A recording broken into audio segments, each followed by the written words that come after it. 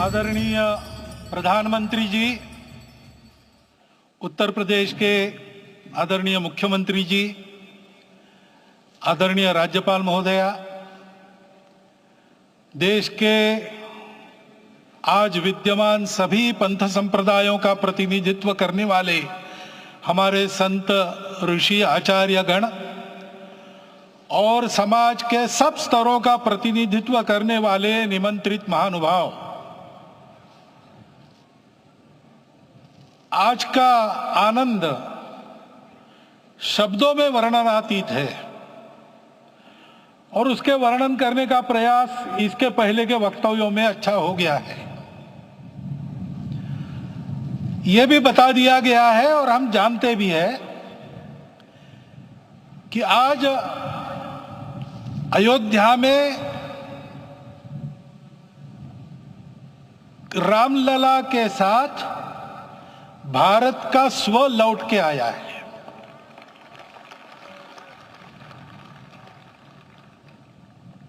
और संपूर्ण विश्व को त्रासदी से राहत देने वाला एक नया भारत खड़ा होके रहेगा, इसका प्रतीक आज का कार्यक्रम बन गया है।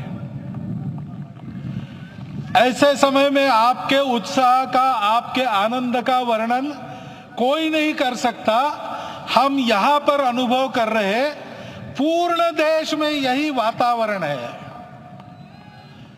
छोटे छोटे मंदिर के सामने दूरदर्शन पर इस कार्यक्रम को सुनने वाले हमारे समाज के करोड़ों बंधु वहां पहुंच ना पाए, ऐसे घर घर के हमारे नागरिक सज्जन, माता भगिनी सब भाव विभोर है, सब में आनंद है, सब में उत्साह है। और ऐसे समय में जोश की बातों में थोड़ी सी होश की बात करने का काम मुझे ही दिया जाता है।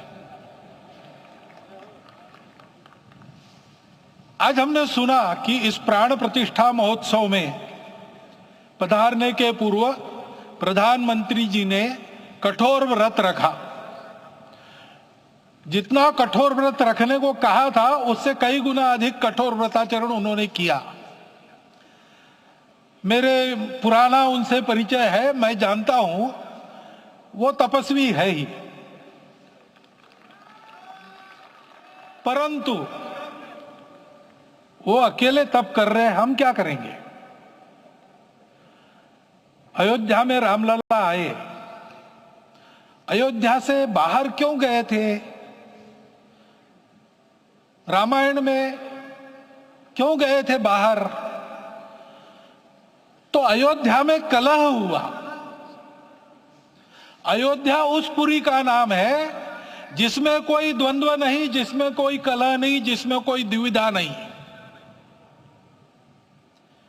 वो हुआ 14 वर्ष वनवास में गए।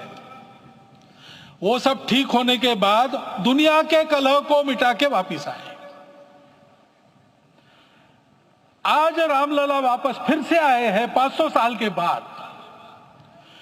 जिनके त्याग, तपस्या, प्रयासों से ये सोने का दिन आज हम देख रहे, सुवर्ण दिवस देख रहे, उनका स्मरण प्राण प्रतिष्ठा के संकल्प में हम लोगों ने कहा, आपने सुना होगा, स्मरण किया। उनकी तपस्या को, उनके त्याग को, उनके परिश्रम को शत बार, सहस्त्र बार, कोटि बार नमन है। रामलला के यहां इस युग में आज के दिन फिर वापस आने का इतिहास जो जो श्रवण करेगा वो राष्ट्र के लिए कर्म प्रवण होगा और उसके राष्ट्र का सब दुख दैन्य हरण होगा। ऐसे इस इतिहास का सामर्थ्य है। परंतु उसमें हमारे लिए कर्तव्य का आदेश भी है। प्रधानमंत्री जी ने तप किया, अब हमको भी तप करना है। राम राज्य आने वाला है, वो कैसा था, दैहिक दैविक भौतिक तापा, राम राज नहीं कहु व्यापा, सब नर करहि परस्पर प्रीति, चलहि स्वधर्म निरत श्रुति नीति, सब निर्दंभ धर्म रत पुनि, नर अरु नारी चतुर सब गुनी, सब गुणज्ञ पंडित सब ज्ञानी, सब कृतज्ञ नहीं कपट सयानी। राम राज्य के सामान्य नागरिकों का जो वर्णन है, हम भी इस गौरवमय भारतवर्ष की संतानें हैं। कोटि कोटि कंठ उसका जयगान करने वाले हमारे हैं। हमको इस प्रकार के व्यवहार को रखने का तप आचरण करना पड़ेगा।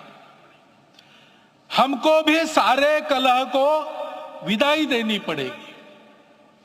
छोटे छोटे परस्पर मत रहते हैं, छोटे छोटे विवाद रहते हैं, उसको लेकर लड़ाई करने की आदत छोड़ देनी पड़ेगी। आखिर है क्या? ये बात बताइए, वो सामान्य नागरिक कैसे थे? निर्दंभ, प्रामाणिकता से आचरण करने वाले, केवल बातें करने वाले नहीं और बातें करके उसका अहंकार पालने वाले नहीं थे। काम करते थे, आचरण करते थे और अहंकार नहीं था।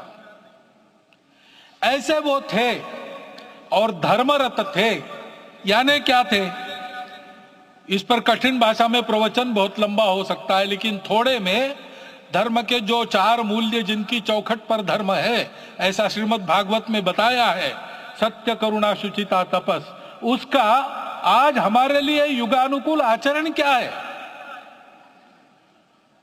तो सत्य कहता है कि सब घटों में राम है, ब्रह्म सत्य है, वही सर्वत्र है।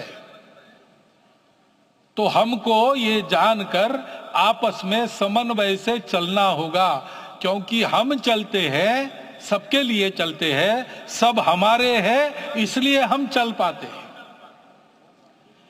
और इसलिए आपस में समन्वय रखकर व्यवहार करना, यह धर्म का पहला जो पैर है, सत्य, उसका आचरण है। करुणा दूसरा कदम है, उसका आचरण है सेवा और परोपकार। सरकार की कई योजनाएं गरीबों को राहत दे रही, सब हो रहा है, लेकिन हमारा भी कर्तव्य है, ये सब समाज बांधव हमारे अपने बंधु है। तो जहां हमको दुख दिखता है, पीड़ा दिखती है, वहां हम दौड़ जाए, सेवा करें, दोनों हाथों से कमाएं, अपने लिए न्यूनतम आवश्यक रखकर बाकी सारा वापस दे, सेवा और परोपकार के माध्यम से।